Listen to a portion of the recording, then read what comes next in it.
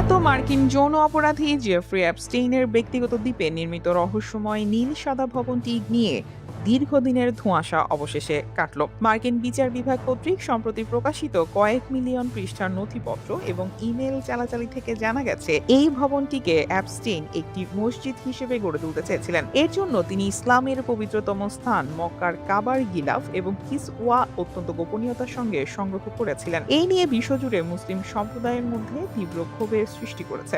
New York Times জানিয়েছে, Caribbean সাগরে অ্যাপস্টেইনের মালিকানাধীন লিটল সেন্ট জেমস দ্বীপে একটি নীল সাদা ডোরাকাটা এবং সোনালী গম্বুজওয়ালা কিউব আকৃতির ভবন রয়েছে। নির্মাণকালে এটিকে সরকারি নথিতে মিউজিক রুম হিসেবে উল্লেখ করা হয়েছিল, কিন্তু অ্যাপস্টেইনের ব্যক্তিগত নথিপত্র ও শিল্পী ইয়ন নিকোলার সাক্ষ্য অনুযায়ী অ্যাপস্টেইন এটিকে নিয়মিত তার মসজিদ বলে ডাকতেন। 2003 সালে ভ্যানিটি ফেয়ারকে দেওয়া এক সাক্ষাৎকারে অ্যাপস্টেইন গর্ব করে বলেছিলেন, তার কাছে বিশ্বের বৃহত্তম পার্সিয়ান গালিচা আছে যা কোনো এক মসজিদ থেকে সংগৃহীত। তার এই ইসলামিক শিল্পকলার প্রতি মোহ শেষ পর্যন্ত তাকে মক্কার পবিত্র নিদর্শন পর্যন্ত পৌঁছে দিয়েছিল। 2017 সালে প্রকাশিত নথি অনুযায়ী অ্যাপস্টেইন সৌদি আরবের রাজদরবারের প্রভাবশালী মহলের সঙ্গে সখ্য গড়ে তুলেছিলেন। এই নেটওয়ার্ক তাকে মক্কার কাবার 3টি অমূল্য নিদর্শন পাইয়ে দিতে সাহায্য করে। সেগুলো হলো: 1. কাবার অভ্যন্তরের গিলাফ, কাবার ভেতরের দেয়ালে থাকা অত্যন্ত দুর্লভ কারুকাজ করা কাপড়।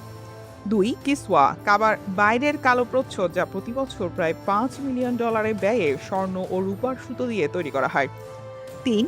মক্কার বিশেষ কারখানার নিদর্শন, কাবার গিলাফ তৈরির জন্য নির্দিষ্ট মক্কার রাজকীয় কারখানা থেকে সংগৃহীত বিশেষ কাপড়। সৌদি প্রতিনিধি আজিজা আল আহমাদি এক ইমেইলে অ্যাপস্টেইনকে এই নিদর্শনের গুরুত্ব বুঝিয়ে লিখেছিলেন, এই কালো অংশটি অন্তত 1 কোটি মুসলিমের স্পর্শ পেয়েছে। তারা তাদের প্রার্থনা, চোখের পানি এবং আশা এই কাপড়ের গায়ে রেখে গেছেন। অ্যাপস্টেইন এই পবিত্র নিদর্শনের উপর দাঁড়িয়ে বা সেগুলো মেঝের গালিচা হিসেবে ব্যবহার করে প্রভাবশালী ব্যক্তিদের সঙ্গে ছবি তুলতেন। নথিগুলো থেকে আরও জানা যায়, নরওয়েজীয় কূটনৈতিক তেরজে রড লারসেনের মাধ্যমে অ্যাপস্টেইন সৌদি আরবের বর্তমান যুবরাজ মোহাম্মদ বিন সালমানের সঙ্গে যোগাযোগ গড়ে তোলেন।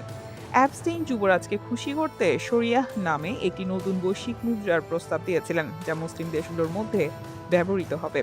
মূলত সৌদি আরবের রাষ্ট্রীয় তেল কোম্পানি আরামকোর শেয়ার বাজারে আসার সময় তিনি যুবরাজের আর্থিক উপদেষ্টা হতে চেয়েছিলেন। অ্যাপস্টেইনের এই তথাকথিত মসজিদটির স্থাপত্য ছিল রহস্যময়। তিনি উজবেকিস্তান থেকে মসজিদের টাইলস আনিয়েছিলেন এবং সিরিয়ার 1500 শতাব্দীর ইয়াল বুঘা হাম্মাম বা স্নানাগারের আদলে সোনালী গম্বুজ তৈরি করেছিলেন। তবে জেফ্রি অ্যাপস্টেইনের অহংকারের চূড়ান্ত বহিঃপ্রকাশ ঘটেছিল তখন, যখন তিনি শিল্পীকে নির্দেশ দিয়েছিলেন ক্যালিগ্রাফিতে আল্লাহ শব্দের বদলে তার নিজের নামের আদ্যাক্ষর জে ও ই খোদাই করতে। 2019 সালে জেলখানায় অ্যাপস্টেইনের আত্মহত্যার পর তার রহস্যময় জগৎ নিয়ে অনেক জল্পনা শুরু হয়।